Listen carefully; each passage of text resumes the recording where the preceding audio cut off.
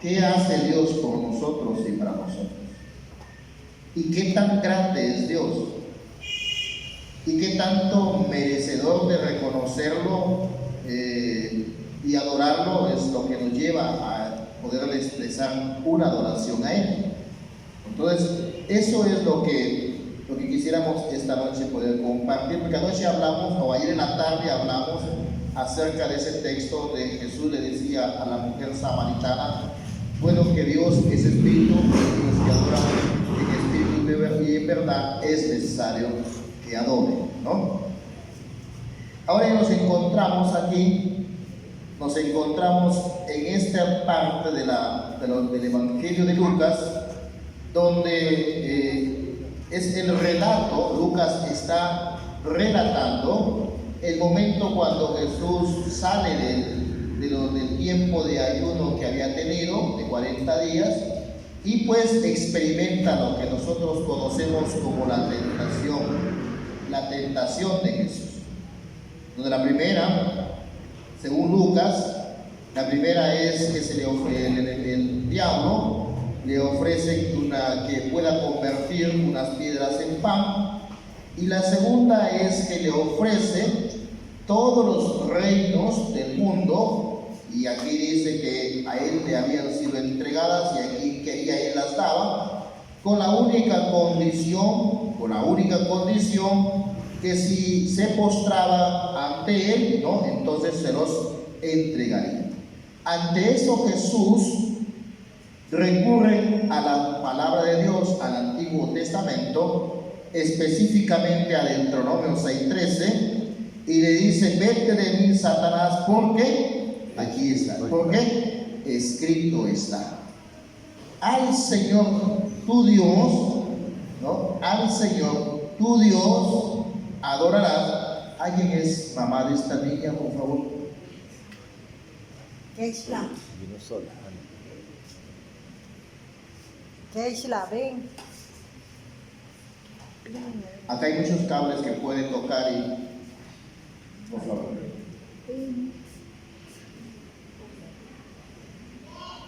Ay, le va a salir corriendo. Y aquí hay muchos cables y es peligroso.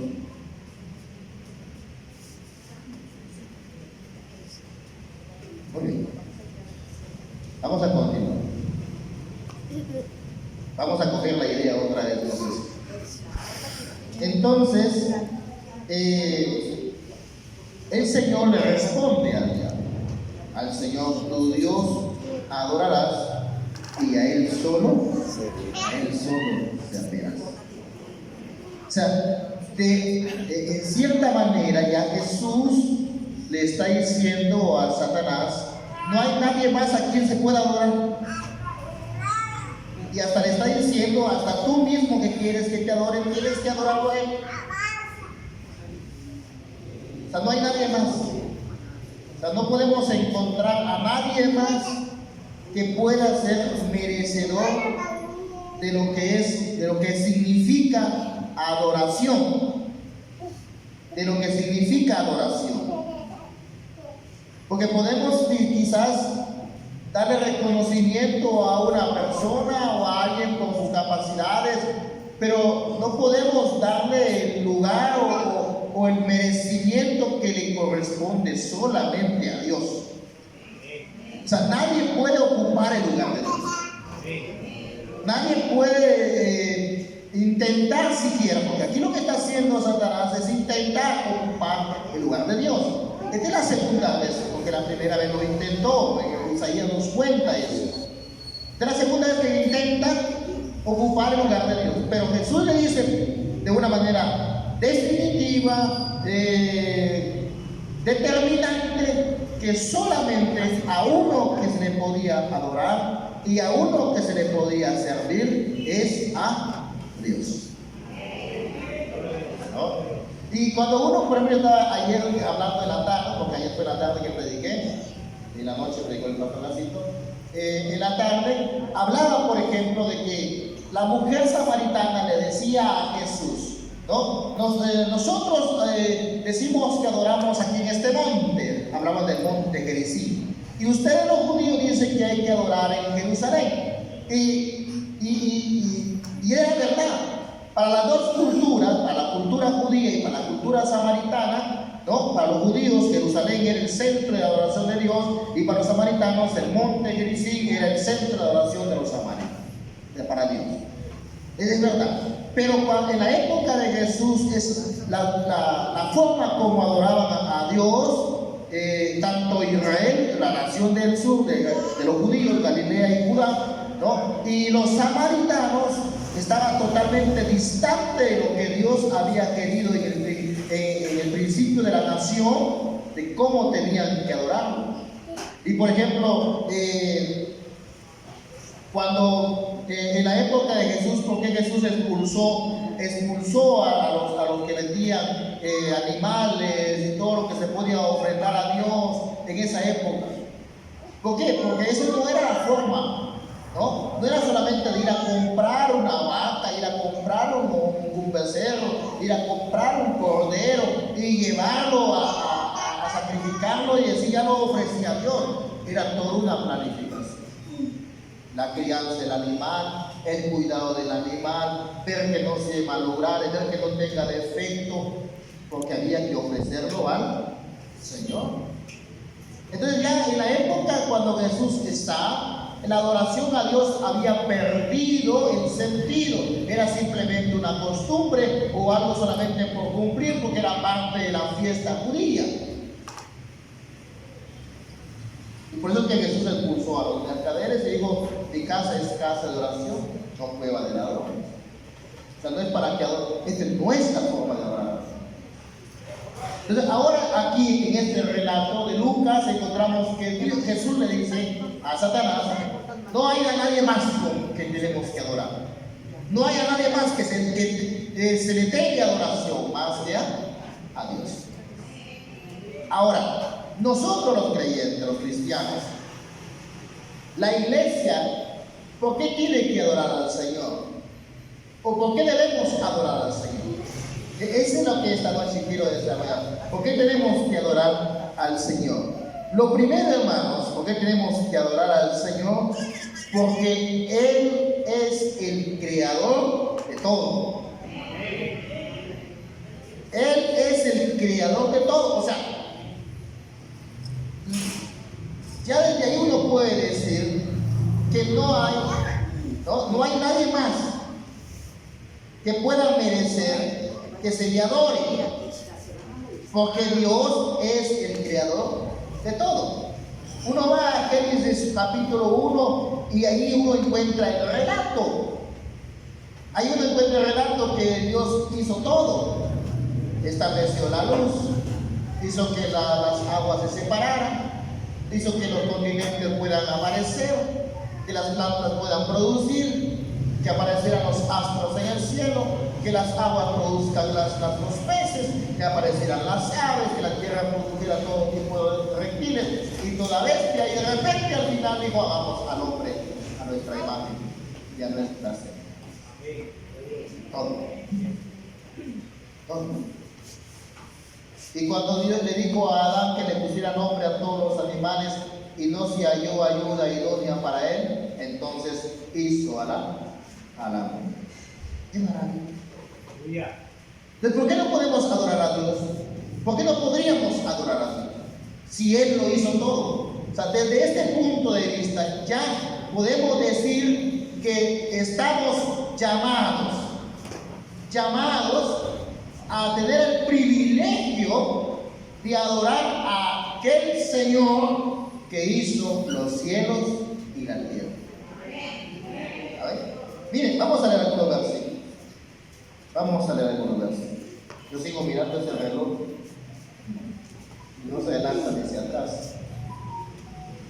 Mejor miro acá. Vamos a leer el Salmo 95. Vamos a leer el Salmo 95.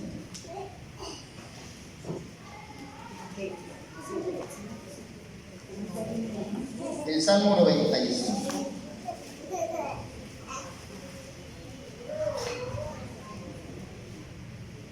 Desde el versículo 1 vamos a leer hasta el versículo 7. El Salmo versículo 1 hasta el versículo 7. Venid, aclamemos alegremente a Jehová, cantemos con júbilo a la roca de nuestra salvación. Lleguemos ante su presencia con alabanza, aclamémosle con cánticos, porque Jehová es Dios grande y Rey grande sobre todos los dioses, porque en su mano están las profundidades de la tierra y las alturas de los montes son suyas, suyo también el mar, pues él lo hizo y sus manos formaron la tierra seca. Venid, adoremos y postrémonos, arrodillémonos delante de Jehová, nuestro Hacedor, porque él es nuestro Dios, nosotros el pueblo de su prado y ovejas de su mano. Gloria a Dios. Qué maravilloso salmo.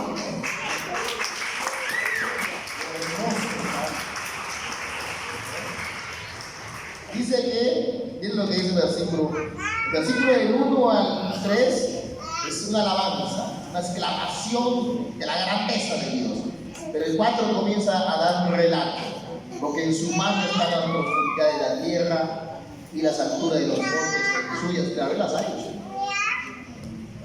Suyo también el mar, pues él lo hizo.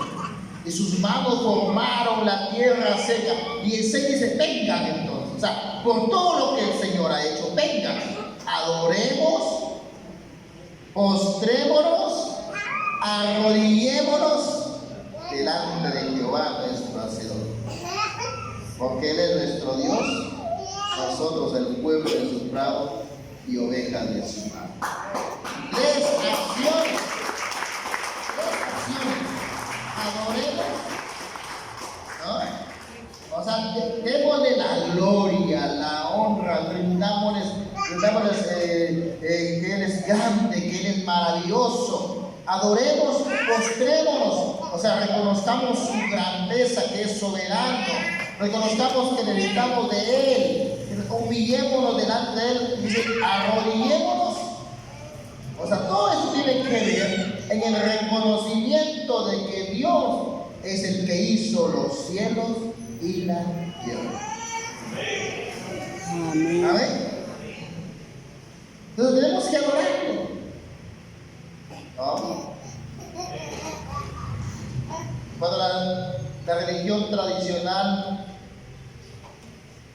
nos enseñó que debíamos rendirle culto a imágenes,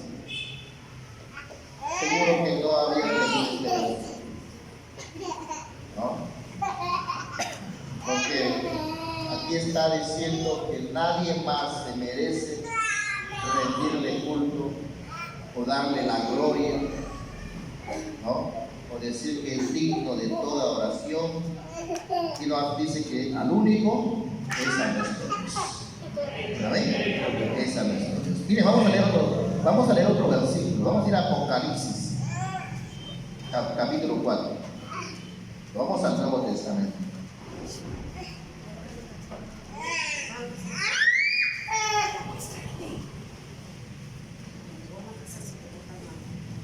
Versículo 11.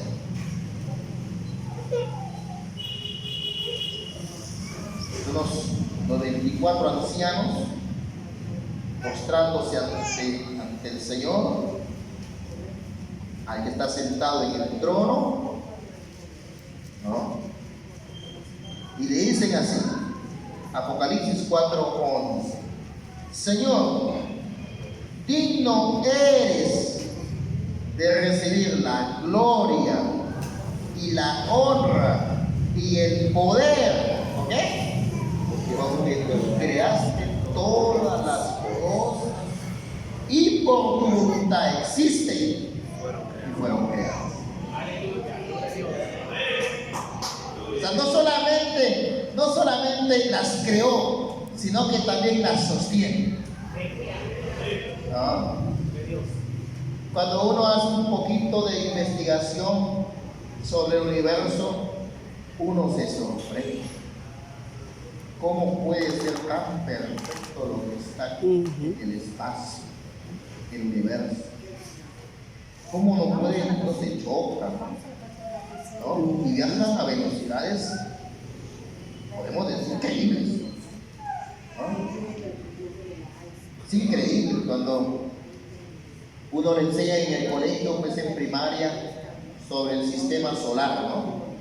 Y le enseñan pues que el sol está ahí, estático, así le enseñan a uno. No sé si ahí le van a enseñar a usted, pero a mí sí me entienden así, ¿no?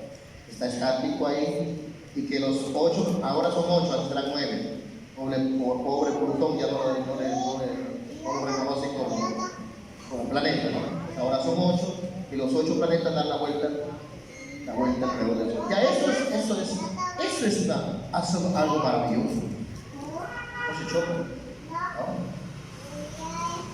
¿no? En estos días estaba viendo un video y hablaban sobre Venus. Sobre Venus, según sobre Venus, dice que una vuelta al Sol demora menos que un día en dar la vuelta a su propio eje en Venus, ¿no? O sea, más rápido dar la vuelta al Sol que dar la vuelta en su propio eje, ¿no? Es interesante, es genial. Pero ahora, por ejemplo, yo leí hace un buen tiempo de que el sistema solar no es estático, o sea, no está ahí estático, sino que viaja a través de nuestra galaxia, la Vía Láctea. O sea, todo el sistema solar completo viaja por la Vía Láctea, ¿no? Aquí dicen los científicos, dentro de no sé cuántos millones de años luz va a estar en el Monte Nebo. ¿Dónde quedará José? Algún día habrá que ir, no sé, ¿cómo se puede ir? Monte Nebo. Así es. Es un lugar de la Vía Láctea. Y otro, la Vía Láctea viaja también en el espacio.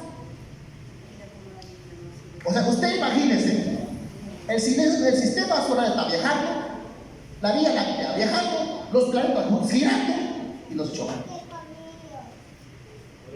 ¿Por qué? Porque el que lo hizo es tremendamente grande.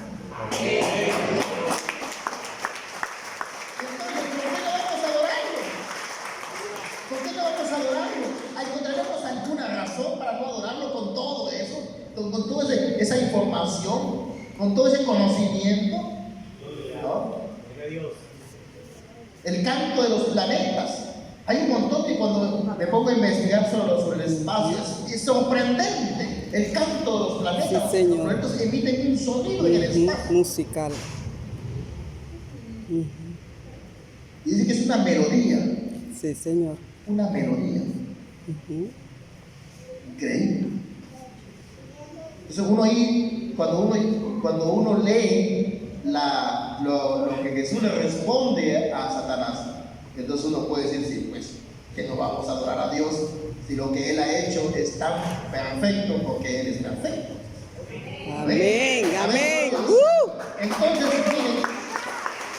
miren, por eso que aquí Apocalipsis 4:11 nos dice, porque tú creaste todas las cosas y por tu voluntad existe. O sea, Él las sostiene. Él las sostiene. Los científicos dicen, por ejemplo, de aquí, dentro de tantos miles de años, el sol se va a apagar. No se va a apagar, no se va a apagar cuando Dios quiera. Cuando está determinado según la palabra de Dios. Cuando llegue el momento determinado, ahí se va a apagar. No cuando los científicos hacen el cálculo, pues, y dicen de aquí a tantos miles de años se va a apagar. Si aconteciera el final de los tiempos mañana, esos miles de años se convierten en un rato, en un segundo. ¿Por qué? Porque todo lo sostiene Dios. Todo lo sostiene Dios. ¿Amén? Entonces, ¿por qué tenemos que adorar a nuestro Dios? Primero decimos porque Él es creador de todo. Segundo, hermanos, ¿por qué tenemos que adorar a nuestro Dios? Porque dio todo su amor para nuestra salvación. Dio todo su amor. Nosotros quizás usted se lo sabe hasta de memoria, ese versículo, ¿no? De Juan 3:16. Yo creo que todos aquí se lo saben, ¿no? El que no se lo sabe, aprende eso, hermano. Juan 3:16. De tal manera amó Dios ahí, póngalo así para que ahí está. Porque de tal manera amó Dios al mundo que dio a su Hijo unigénito, porque todo aquel que en él cree, no se pierda más tenga vida. ¿No? Este versículo es un versículo muy bonito, muy impactante, que debemos aprendernoslo, porque nos dice o nos da a conocer lo que significa la grandeza del amor de Dios para con su creación, o sea, para nosotros.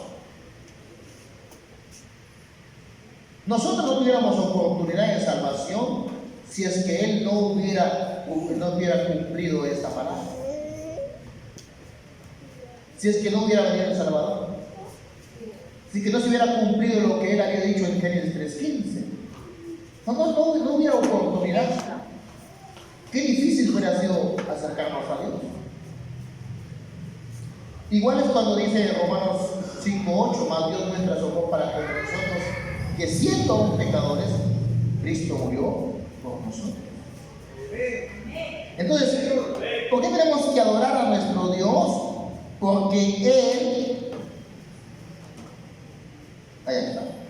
Porque dio todo su amor para nuestra salvación. Vamos a leer otro versículo más ahí. Miren lo que dice Filipenses. Este es un versículo muy bonito, muy importante. Filipenses 2:5, y vamos a leer hasta el 11. Filipenses 2:5 hasta el 11.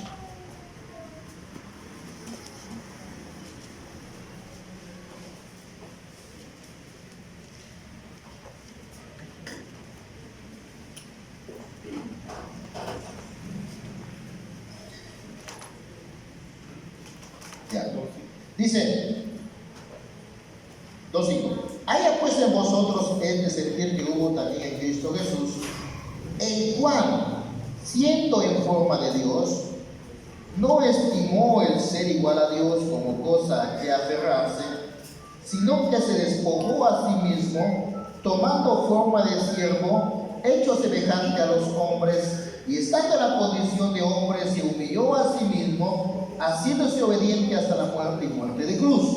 Ahí está la expresión máxima del amor de Dios para con nosotros. Pero, versículo 9: por lo cual Dios también le exaltó hasta lo sumo y le dio un nombre que es sobre todo nombre, para que en el nombre de Jesús se doble toda rodilla de los que están en los cielos y la tierra y debajo de la tierra, y toda lengua confiese que Jesucristo es el Señor, para la gloria de Dios Padre, para la adoración de Dios.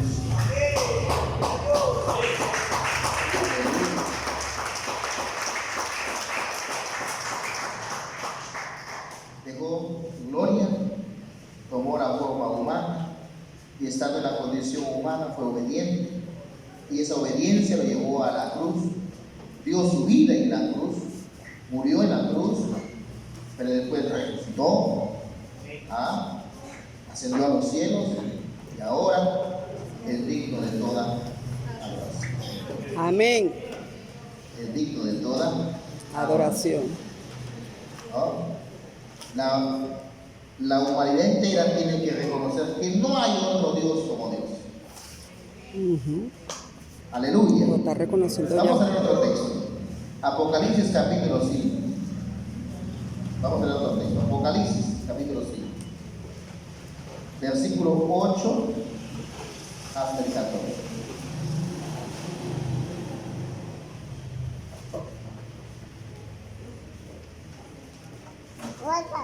¿Ya tienen? Amén. Y cuando hubo tomado el libro, Apocalipsis 5:8, y cuando hubo tomado el libro, los 4 seres vivientes y los 24 ancianos se postraron delante del Cordero. Todos tenían arpas y copas de oro llenas de incienso, que son las oraciones de los santos, y cantaban un nuevo cántico diciendo: digno eres de tomar el libro y de abrir sus sellos, porque tú fuiste inmolado, y con tu sangre nos has redimido para Dios de todo linaje y lengua y pueblo y nación, y nos has hecho para nuestro Dios reyes y sacerdotes, y reinaremos en la tierra, y veré y oí la voz de muchos ángeles alrededor del trono, y de los seres vivientes y de los ancianos, y su número era millones de millones, que decían a gran voz: el cordero que fue inmolado es digno de tomar el poder, la riqueza, la sabiduría, la fortaleza, la honra, la gloria y la alabanza, o sea, toda la adoración, y a todo lo creado que está en el cielo y sobre la tierra y debajo de la tierra y en el mar, y a todas las cosas que en ellos hay, podéis decir al que está sentado en el trono y al cordero sea la alabanza, la honra, la gloria y el poder por los siglos de los siglos. A los cuatro seres vivientes decían amén, y los 24 ancianos se postraron sobre sus rostros y adoraron al que vive por los siglos de los siglos. Es por su amor. Tenemos que adorarlo porque mostró un amor que nadie ha podido mostrar y nadie podrá mostrar. Nadie podrá hacer lo que el Señor ha hecho. Nadie ha podido hacer ni podrá hacer lo que Dios ha hecho por la humanidad. Amén. Así que primero tenemos que adorar a Dios porque Él es creador de todo. Segundo, porque dio todo a su amor para nuestra salvación. Tercero, porque nos dio dones para servirle mejor. Nos dio capacidades, habilidades para servirle mejor. Para servirle mejor.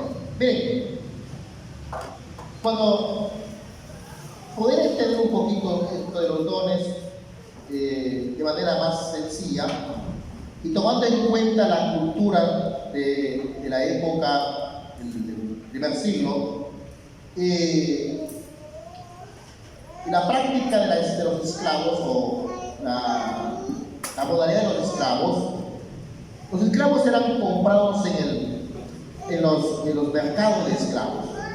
Ahí, los que eran dueños de tierras, de haciendas, ¿no? Y necesitaban esclavos, se iban al mercado de esclavos. Entonces, en el mercado de esclavos buscaban los mejores esclavos con las mejores capacidades, y los compraban, los sacaban del mercado y los llevaban a su casa. En su casa, de acuerdo a las capacidades que tenían los esclavos, les asignaban tareas. Entonces, algunos podían ser administradores, podían ser hasta funcionarios públicos, o podían convertirse en los esclavos de la más bajo nivel de esclavos. Esa misma acción ha pasado con nosotros. O sea, nosotros éramos esclavos del pecado. También hemos sido comprados, se nos ha pagado un precio para ser comprados. Y hemos sido sacados también de esa condición, y hemos sido ya llevados al reino de nuestro Dios, pero nosotros no íbamos con nada. O sea, nosotros no llevábamos nada para servir. El ser humano, cuando viene a Dios, viene sin nada. No podemos, o sea, el mundo mismo nos hace tan inútiles. Podemos ser hábiles con el conocimiento, podemos ser hábiles quizás en habilidades naturales, pero cuando venimos a Jesús, venimos sin nada. Venimos sin nada. ¿Y qué hace el Señor? Nos da dones. Nos da capacidades, habilidades, para que podamos desarrollarlas en su iglesia y así poderle servir. Gloria a Dios. ¿No? Sin esas capacidades no podemos servirle. Usted puede saber tocar una guitarra, pero cuando viene a Cristo, el Señor le ayuda a perfeccionar. Usted puede saber hablar en público, pero cuando viene al Señor, el Señor es el que le da la habilidad para poder predicar en público con la presencia del Espíritu Santo. Amén. Si no lo puede hacer, simplemente es conocimiento. ¿Por qué? Porque todo lo que nosotros hacemos para el Señor es espiritual. Nada es natural. ¿No? Nada es natural. Entonces siempre yo digo, por ejemplo, cuando yo bajando de aquí, yo no hablo mucho. No converso, no soy muy conversalón. Y la única vez que yo hablo bastante es aquí.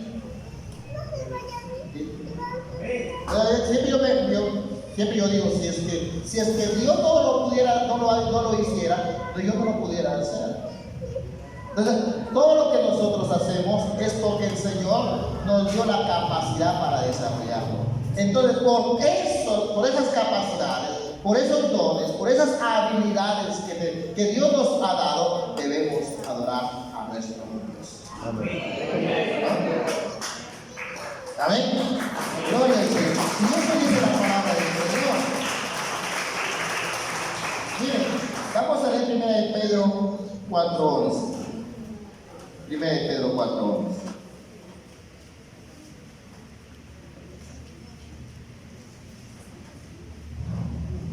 Dice 1 de Pedro 4:11, si alguno habla, hable conforme a las palabras de Dios. Si alguno ministra, ministre conforme al poder de Dios, al poder que Dios da, para que en todo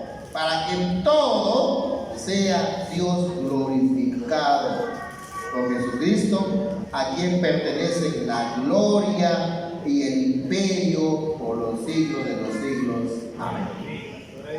O sea, todo lo que el Señor nos da es para glorificar su nombre, es para exaltar su nombre, es para darle toda la gloria a Él. O sea que cuando nosotros desarrollamos los dones, cuando servimos al Señor, entonces Dios es glorificado. A través del servicio estamos adorando a nuestro Dios. Amén. Amén. Amén. Gloria al Señor. Miren el ejemplo de la iglesia de Tesalonicenses. El ejemplo de la iglesia de Tesalonicenses. Primera de Tesalonicenses, capítulo 1, versículo 8 hasta el 10. Miremos el ejemplo de esta iglesia.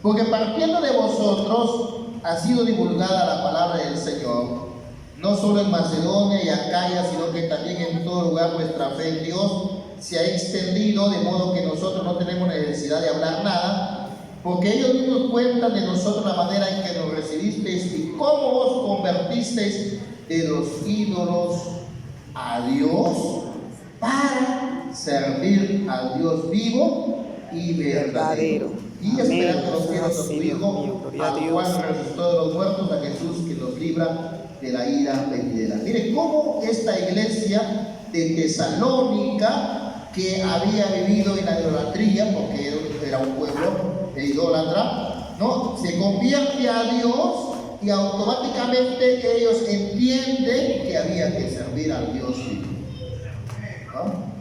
Por eso nosotros tenemos que saber, hermanos, que cuando hemos venido a la iglesia, cuando hemos tenido ya el privilegio de venir a la iglesia y servir al Señor y convertirnos al Señor, una de las razones es servirle. Servirle es dar nuestro tiempo, nuestra vida y lo que el Señor nos da también para poder servirle. Amén. Para poder servirle. Gloria al Señor. Y lo último, la última razón por la cual tenemos que adorar a nuestro Dios es porque siempre Él está con nosotros en medio de las pruebas. Siempre, hermanos. Él nunca nos abandona. Él nunca nos deja solos, ¿no? Entonces, tiene que llevarnos a adorarle, a reconocerle, porque Él siempre está con nosotros. Dice 1 Corintios 10:13 lo siguiente, vamos a leer ese texto. 1 Corintios 10:13. Hay una frase que a mí yo siempre resalto en este versículo. No os ha sobrevenido ninguna tentación que no sea humana, pero, esa frasecita, pero, ¿qué dice? Fiel es Dios. A ver, digan con fuerza, pero Fiel es Dios. Fiel es Dios. Fiel es Dios. Entonces, si Él es fiel, hay que adorarlo. Hay que exaltar su nombre porque Él es fiel. Fiel es Dios, que no os dejará ser tentado más de lo que podéis resistir, sino que dará también juntamente con la tentación la salida para que podáis soportar. Amén. Tienen las situaciones difíciles, las amenazas, situaciones que son difíciles para nuestra vida, pero no se preocupe, Dios es fiel. Dios es fiel. ¿No? Eso no tenemos que olvidarnos nunca. Dios es fiel. Dios es fiel.